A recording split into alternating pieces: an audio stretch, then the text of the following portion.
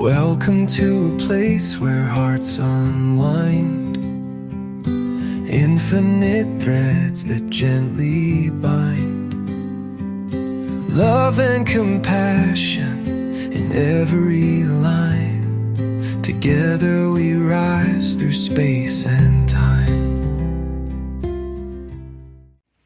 Hey, welcome back to Infinite Threads. I'm your host, Bob. You know, when I look back over this week, I keep coming back to one simple idea.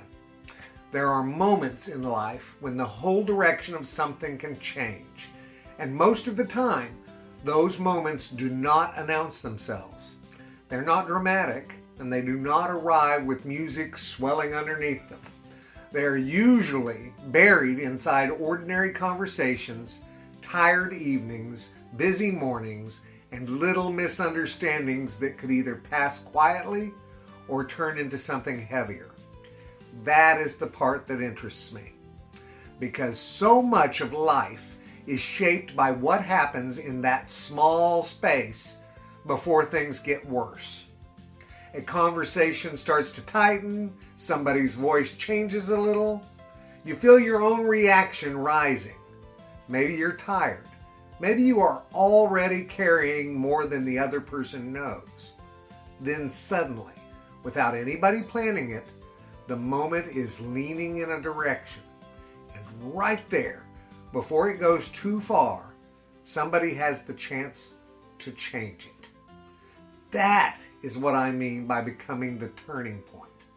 I don't mean becoming perfect, and I don't mean becoming the person who always knows what to say, or the person who never gets irritated, or the person who floats through life untouched by frustration.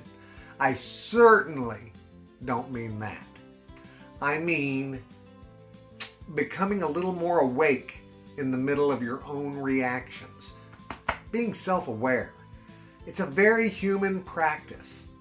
It's not glamorous, but it's powerful. You start to notice when the room is getting heavier. You can feel when the conversation is no longer really about the original issue. Something else has entered the room by then.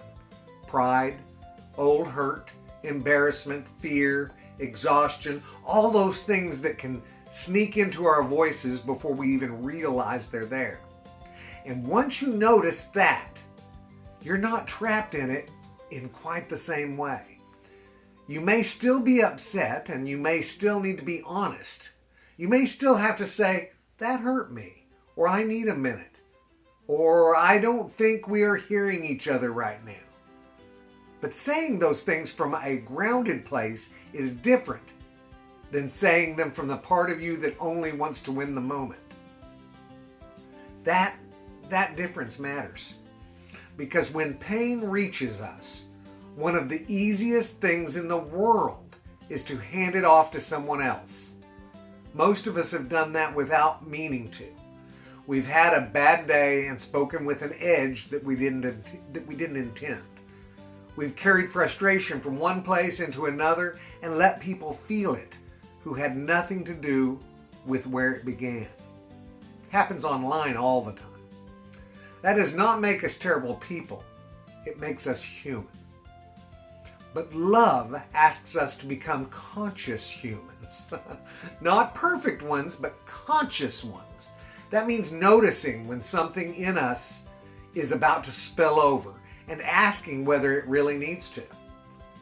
Maybe the answer is yes, in the sense that something does need to be addressed.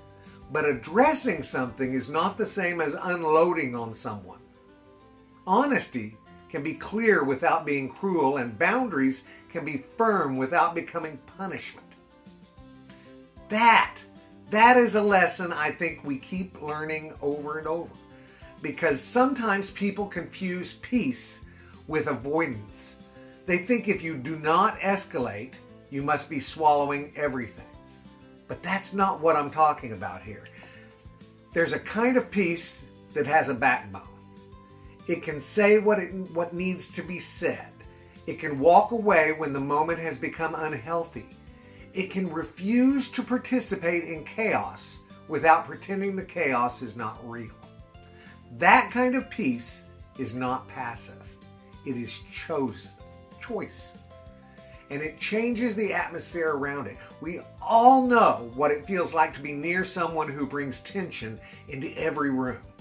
You may not even know what they are upset about, but somehow everybody feels it. People start measuring their words. They become careful. The room stops feeling safe. But we also know what it feels like to be near someone steady. Not someone fake happy and not someone pretending everything's fine. Just someone whose presence helps you breathe a little easier. That steadiness, that's a gift. And I think it is one of the ways that love becomes practical. It's easy to talk about love in beautiful language. It's harder and more meaningful to practice love when a moment is trying to pull us into our smallest self. That is where the real work happens. It happens when you are tempted to assume the worst, but you pause long enough to consider what you may not know. It happens when someone disappoints you and you choose not to turn one moment into their whole identity. Or when your own frustration is real, but you decide it does not have to drive the car. That last one, that's important because being a turning point doesn't always mean changing somebody else. Sometimes it means not abandoning yourself. It means remembering who you want to be before the moment convinces you to become something else. I think a lot of regret comes from those places where we let a temporary feeling speak for our permanent values. We said the thing that gave us relief for 5 seconds and pain for 5 days. We won the argument and damaged the trust. We proved the point and lost the tenderness. We've all done a version of that. I know I have. So this isn't about shame. It's about learning. It is about realizing that the next moment does not have to be ruled by the last one. That may be one of the most hopeful truths we have. The pattern can change. The energy can shift. The story can turn. And sometimes it turns because one person decides not to keep feeding what is hurting everyone. I say it that way because it's a choice. There is something deeply beautiful about that to me. Because we live in a world where so many people are carrying pain they do not know how to name. They carry it into families, into workplaces, into comment sections, into grocery stores, into traffic, into every little place where human lives brush against each other. And no, we can't fix all of that.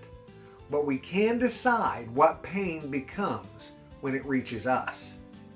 Does it multiply through us? Or does something in us meet it with enough love to change its direction? That question is worth carrying. Not as pressure and not as another impossible standard. Just as a gentle reminder that we are never as powerless as we feel in the middle of a hard moment.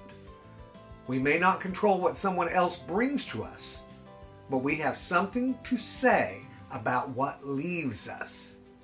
That's where the thread tightens. That's where love stops being an idea and becomes a practice. So as we close this week, guys, maybe we can hold on to that. The next time tension rises, the next time you feel yourself being pulled into an old pattern, the next time a moment starts leaning toward harm, take one breath before you follow it. Just one. Sometimes one breath is enough to remember that you still have a choice. And sometimes that choice is enough to change the ending. Not every time. Not perfectly and not forever. But often enough to matter. And that is how love works its way into the real world. Quietly, humanly, one turning point at a time. I love you guys very, very, very much. And you know what I need you to do. Go out and pass that on, okay? Later, Gators. Bye-bye.